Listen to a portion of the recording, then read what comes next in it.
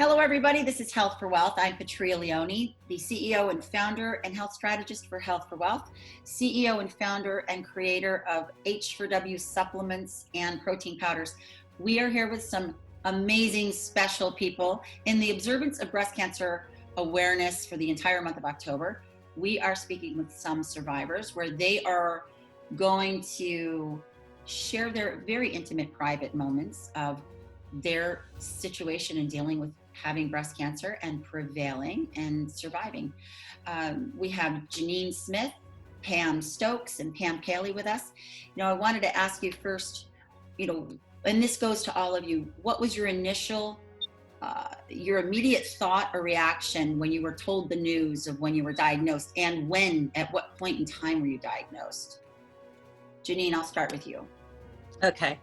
It was 2 years ago, October 18th, and I had found a lump about the size of a small walnut. Thought it was nothing. I'm healthy. I exercise. I eat great. Just thought, oh, well, maybe I'll have it checked out. Really did not think it was anything. And from the time I went in on Monday, I knew I had breast cancer by Thursday. Wow. And it was total shock and disbelief. I could not believe, after breastfeeding 2 kids for 18 months both, I felt like I did all the right things, but still got breast cancer. Yeah, that had to be a shock, especially it's so good that you found it yourself. Pam Stokes.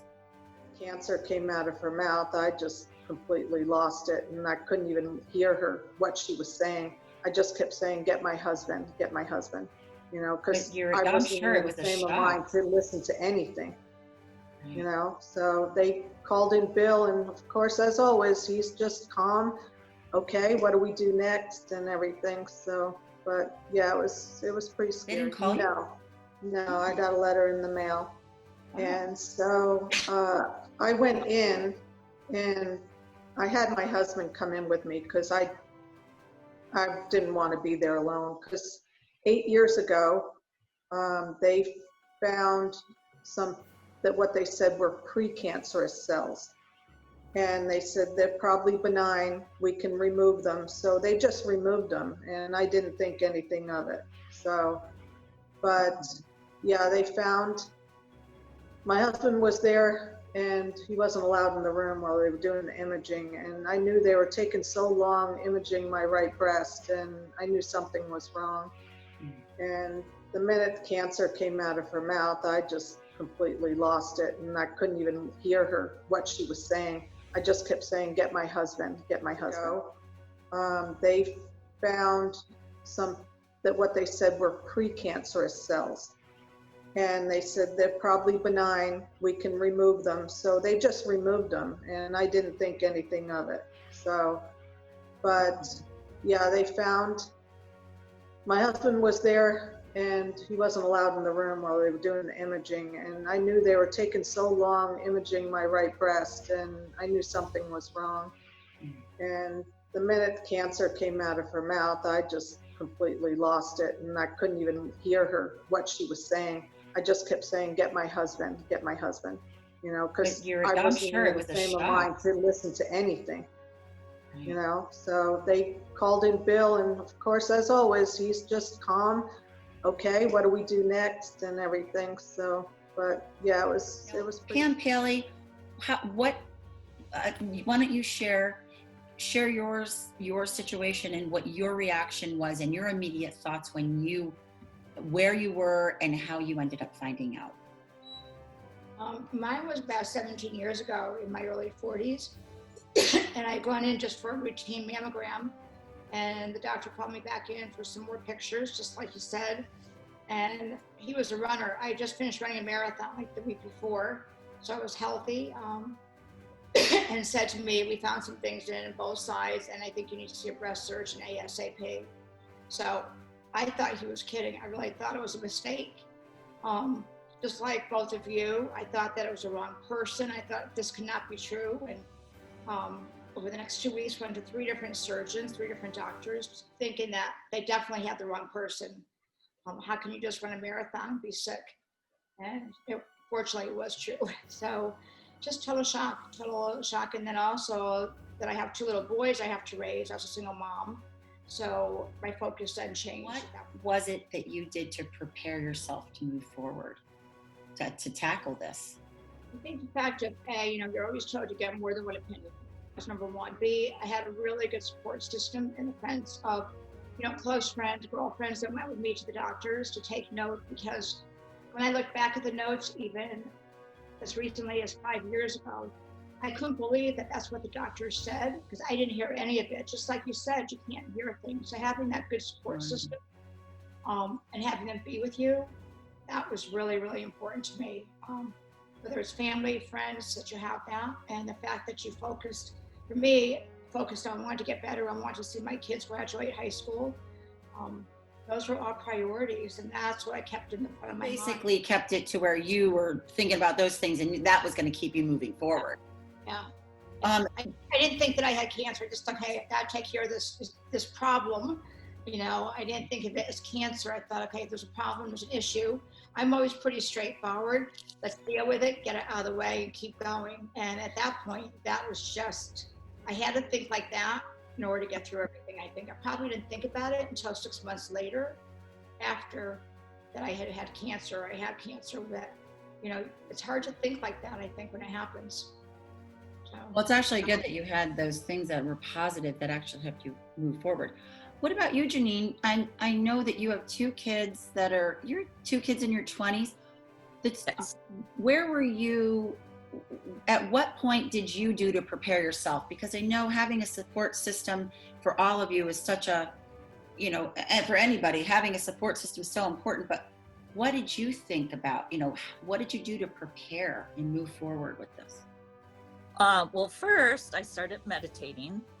I would take just 10 minutes every morning to start meditating. Nice. Every day I took time for myself. I went down to the local Starbucks and I got positive reading books, because I knew for me to get through this, I would have to stay positive. I just started slowing down and taking care of myself. It was kind of weird. I had this, within like a couple days after being diagnosed, this weird sense of calm that came over me, which is very unusual in that type of situation. And I think it was me saying to myself, I've got to do this. I've got to focus. I got to take care of this, because there's no way around it. And so I just had this real sense of calm. And just taking care of myself, and had the strong family support system. Luckily, my kids were older. Going through your mind when you were thinking of what was necessary to get through this?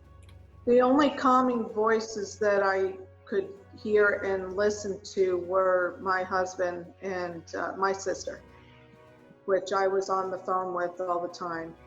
And my doctor, who was actually in Australia, my regular PCP, he had called me from Australia when he was on vacation. And he gave me the number of Ironwood Cancer Center, and he goes, "This is who I want you to see." And it was just, everything was done within 2 days, and they got me in there. And mostly, family and friends were my support system, and my husband was there every second of the day for me, because, I kept myself busy, because I went to work, and I'm a teacher, well, retired somewhat right now.